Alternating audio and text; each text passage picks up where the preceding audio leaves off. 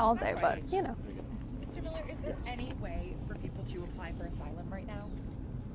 The only way to apply for refugee status in the United States is through the process established in statute for the State Department to apply to become a refugee in the United States. Illegal immigration, of course, is a crime, and that criminal statute will continue to be enforced.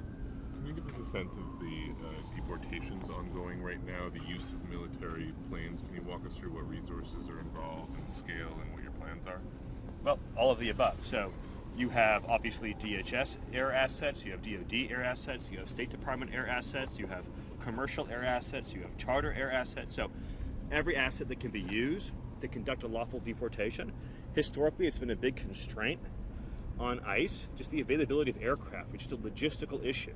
And so opening up the aperture for enforcement to have a wide array of aircraft available is what allows for a larger throughput, whether you're talking about border and interior removals. Also, of course, when you have to direct, say, for example, ICE planes to the border to help with border support, then that takes resources out of the interior. So opening it up to the full range of aviation assets is what's going to allow us to hit all of our targets in terms of enforcement and removal. We're reporting that Ecuador and Guatemala are two countries that have had planes sent to them already. Is that well, I want to avoid getting to specific countries, but our goal is that we will be able to use military aircraft staffed by our immigration and enforcement personnel to conduct removal flights to any country in the world. There's a report from Chicago that there were ICE agents that were turned away from a Southside elementary school earlier today. Is targeting of schools, targeting of things like this, something that the administration is comfortable with and will continue with? I think the framing of the question is wrong.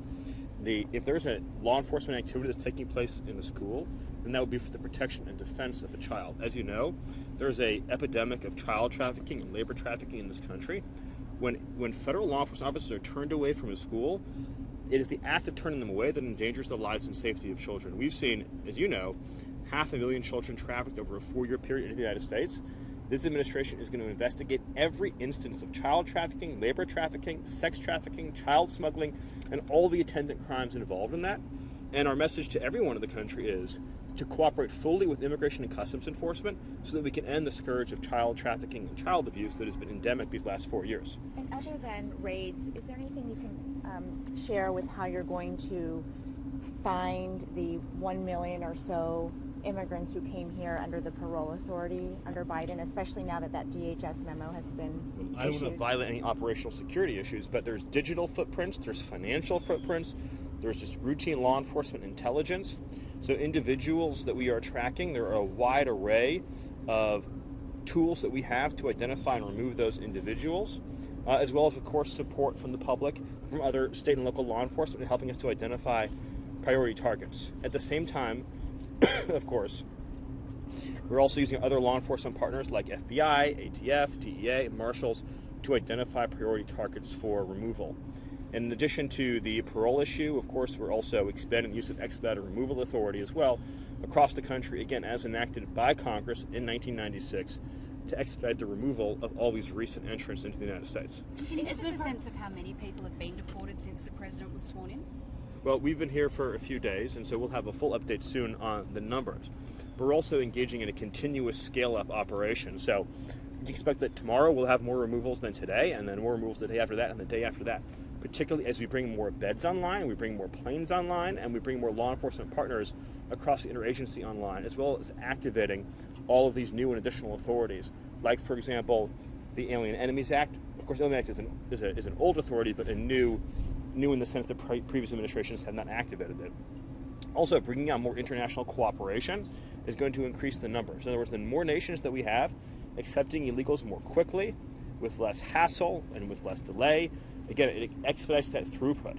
So, for those of you who've covered this issue before, as you know, immigration enforcement cuts across a number of departments and agencies. So we're having daily coordination at both the working group and the principals level between State Department, the Defense Department, Department of Homeland Security, the Department of Health and Human Services, and the Department of Justice to achieve all these operational targets.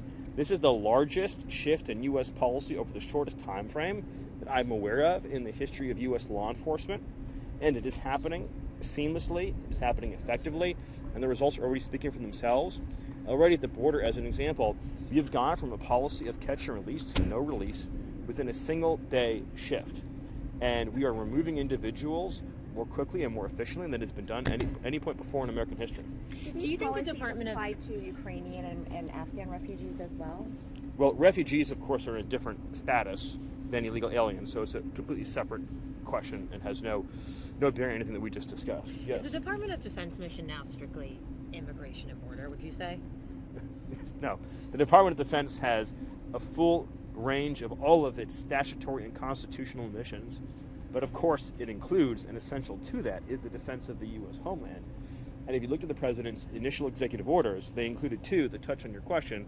One is establishing that the defense of the U.S. homeland is a core mission of the Department of Defense, which of course should be obvious but has never been established by executive order before. Secondly is the declaration of national emergency and the instruction to the Department of Defense to use all necessary assets, resources, and authorities in partnership with DHS to achieve full operational control of the U.S. border, which means no unlawful entry, no got-away. So we have total control over who is entering the country, no terrorists, no criminals, no illegal trespassers, no contraband, no weapons. I mean, for example, just take one national security threat, bioweapons and bioterrorism. If you don't have operational control over the border, an alien adversary, a foreign enemy, could smuggle a bioweapon into the United States. It is unimaginable that we would allow thousands of people to enter the country uninterdicted on a daily basis. That is a core national defense mission. I have time for just a couple more questions. Do you have a view on what's happening on the northern border? The president has tied that to his question about tariffs He has on the indeed. Canadians. Yeah, what is your view on the I'm situation not there? prepared to give an update yet of our view on Canadian cooperation. I'll just reaffirm what you said is true. That's an essential condition the president has placed on Canada. We hope to have an update on that soon. When do you expect Goal larger number scale? of undocumented immigrants who you would like to deport within the next 6 months, 1 year? Do you have any target numbers? Again, I don't want to give a target, a specific number on that right now. Obviously, Biden let in an unknowably large number of illegal aliens. We have a number of communities that are struggling under that weight right now. I mean, you remember, for example, Springfield, Ohio, Charleroi, Pennsylvania, as well as, most urgently, the massive numbers of criminal entrants into the United States, and entire criminal syndicates that have been imported into the United States. Train Darawaga wasn't even in the United States in any numerical presence but a few short years ago, and now, of course, it's operational in cities all across the country. So I don't want to provide you a numerical target at this point in time, but we are going to dial it up to the absolute maximum using the resources and authorities that we have. When do you Going back want to larger schools. scale? Just a few more questions. When do you expect or want the larger scale deportation sweeps to start taking place? Well, the deportations are already getting larger as we speak, and they're going to continue getting larger as we speak. And as I said earlier, every day is going to be bigger than the day before. So I have one more question. Going back to schools, can you just clarify, do you plan to make ICE arrests in schools? ICE is going to go where we need to go to enforce public safety. So again, we have an epidemic of children who have been trafficked, who have been abused, who have been smuggled, and there's a nexus there involving very sophisticated international organizations. Could you imagine telling a police officer that he couldn't do a child welfare check, or telling an FBI agent that he couldn't investigate a case of child neglect or abuse?